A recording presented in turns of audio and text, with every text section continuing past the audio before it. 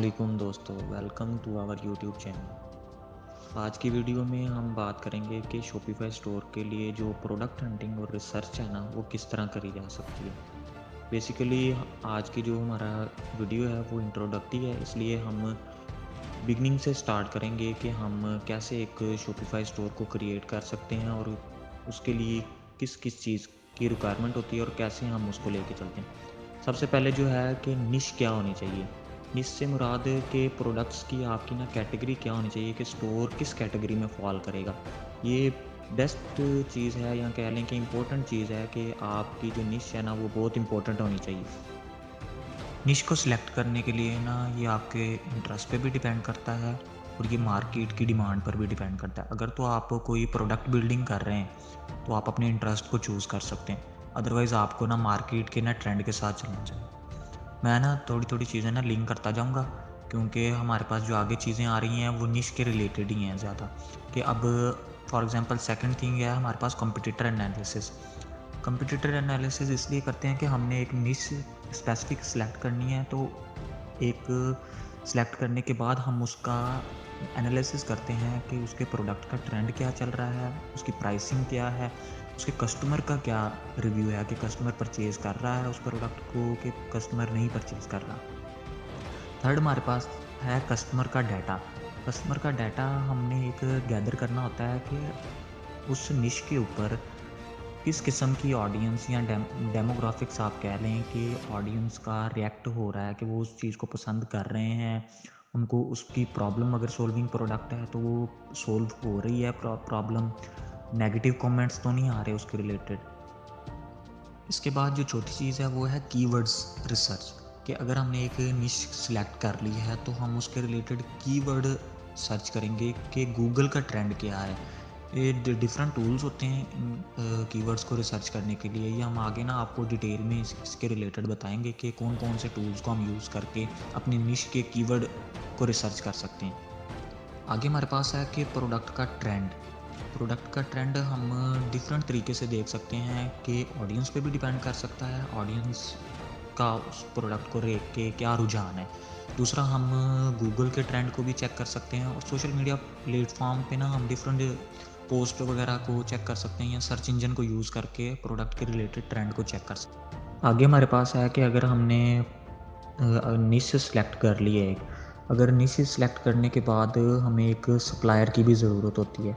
Supplier ढूँढने के लिए हमारे पास डिफरेंट साइट्स हैं, अलीबाबा हो गए, ज़ेनड्रॉप हो गए, इस तरह के डिफरेंट साइट्स हैं जो कि आपको सप्लायर के तौर पे ना प्रोडक्ट ऑफ़र करती हैं।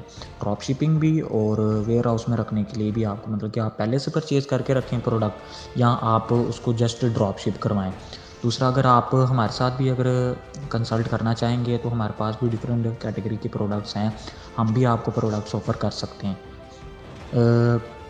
इसके बाद हमारे पास है कि आपने निश सेलेक्ट कर लिया है और प्रोडक्ट भी आपने एक सेलेक्ट कर लिया। उसके बाद आपने प्रोडक्ट का ट्रेंड देखना है कि उस प्रोडक्ट के ऊपर लोगों का फीडबैक क्या है, कि प्रोडक्ट के ऊपर रिव्यू किस तरह के आ रहे हैं, कोई कंप्लेन तो नहीं है, ठीक है, या कोई सजेशन तो नहीं दे रहा कि आपका प्रोडक्ट अच्छा नहीं है, इसके रिलेटेड आपको बेहतर करने की ज़रूरत है। इसके अलावा हमारे पास है social media monitoring. Social media monitoring के अंदर हम सोशल मीडिया प्लेटफॉर्म्स के ऊपर डिफरेंट एड्स को चेक करते हैं। वो भी डिफरेंट एड्स के टूल हैं कि इस प्रोडक्ट के रिलेटेड ना एड्स किस तरह की लगी हुई हैं, तो हम उन एड्स को मॉनिटर करते हैं कि कौन से प्रोडक्ट एक्सीड कर रहा है, अपने CTR वगैरह होते हैं इसके अंदर। तो हम उसको ना मज़ीद आपको डिटेल के अंदर आगे वाले वीडियोज़ के अंदर ना बताएंगे। आज का जो हमारा टॉपिक है वो इंट्रोडक्टरी है, इसलिए हम थोड़ा ना शॉर्ट लेके चल रहे हैं।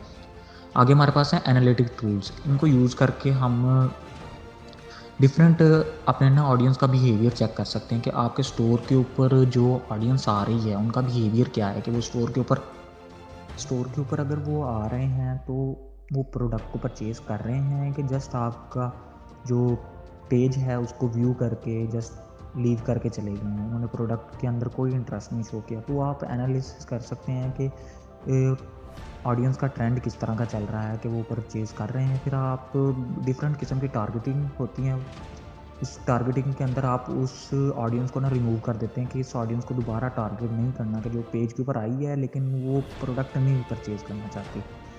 तो इसमें उन ऑडियंस का हमारा कोई फ़ायदा नहीं। आप ट्रेंड देखेंगे कि कौन से लोग हैं जो प्रोडक्ट को परचेज़ कर रहे हैं।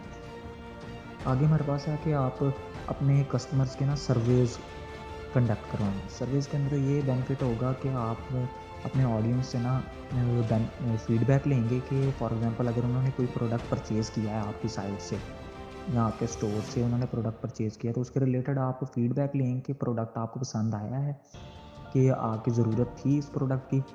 तो मार्केट के हिसाब से ये प्रोडक्ट जो हमने आपको भेजा है, ये इसका क्या हिसाब किताब है कि ये अच्छा है प्रोडक्ट, आप उससे ना फीडबैक लें।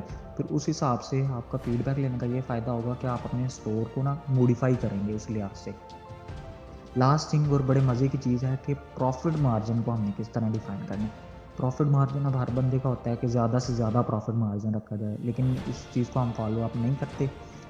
ये हम फॉलो अप करते हैं मार्केट के ट्रेंड को, और डिफरेंट चीज़ें देखनी होती हैं कि कॉस्ट ऑफ प्रोडक्ट कितनी आ रही है, शिपिंग चार्जेस कितने आ रहे हैं, और अदर एक्सपेंसेस डाल के उस प्रोडक्ट की प्राइस कितनी जाके बनती है। तो उस हिसाब से हमने अपना प्रॉफिट मार्जिन रखना होता है। फॉर एग्जांपल अगर कोई प्रोडक्ट मार्केट के अंदर $10 का सेल हो रहा है, तो आप उससे अगर $15 का सेल करना चाह रहे हैं तो वो सेल नहीं होगा।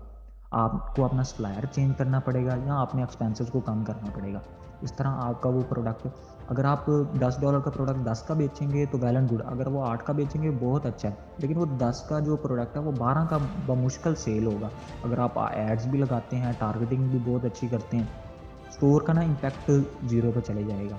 क्योंकि बहुत सारे लोग हैं, सोशल मीडिया का दौर है, हर चीज़ पड़ी है, गूगल पे लोग सर्च करते हैं कि हमें ये चीज़ चाहिए, वो डिफरेंट स्टोर्स आ जाते हैं, डिफरेंट चीज़ें आ जाती हैं। वो हर चीज़ को ना एनालाइज़ करते हैं कि ये प्रोडक्ट इस साइट पे इतने का लगा हुआ था, वो मैंने देखा था प्रीवियस साइट में, वो इस तरह का लगा हुआ था, तो अब मैं परचेज़ करता हूँ इससे।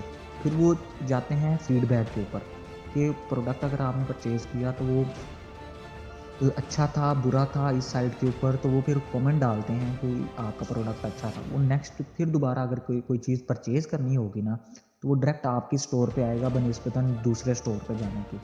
तो आप इससे कस्टमर भी बिल्ड कर सकते हैं अपने। तो ये हमारा आज का जो टॉपिक था ये आज ख़त्म होता है। मज़ीद हमें इनकी डिटेल आहिस्ता-आहिस्ता पढ़ेंगे। ये आज थोड़ा-सा बेसिक टॉपिक इसलिए कंसीडर किया हमने कि ना बिगिनिंग से लेके हमने एंड तक जाना था। बेसिक प्रोडक्ट हंटिंग के अंदर हम ना डिफरेंट टूल्स को यूज़ जो करते हैं ना, उसका अगली वीडियो में आपको हम बताएँगे कि टूल्स को आपने यूज़ करके प्रोडक्ट का बेसिक किस तरह रिसर्च करना है। बाकी जो स्टोर होता है वो तो आपने डेवलपर से क्रिएट करवाना है। वो क्योंकि अगर आप डेवलपर से क्रिएट नहीं करवाएँगे तो आपका ना रैंकिंग में थोड़ा फ़र्क आ जाएगा, वो रैंक नहीं हो पाएगी जल्दी, और उसका ना सर्चिंग टाइम बहुत ज़्यादा होगा। तो इसलिए आप कोशिश कीजिएगा कि जो स्टोर अगर आपने बनवाना हो तो वो किसी डेवलपर से बनवाएँ, और प्रोडक्ट की जो हंटिंग एंड रिसर्च के जो टूल्स हैं वो इंशाल्लाह हम आपको ना अगली वीडियो के अंदर ना एक्सप्लेनेशन के साथ बताएँगे कि कौन-कौन से टूल्स आप यूज़ कर सकते हैं, कौन से फ्री टूल्स हैं, कौन से पेड टूल्स हैं। बहुत-बहुत शुक्रिया आपका वीडियो देखने का। अगर आपको किसी भी चीज़ की कोई समझ ना आई हो तो जो हमारे मेंबर्स हैं वो ग्रुप में भी पूछ सकते हैं।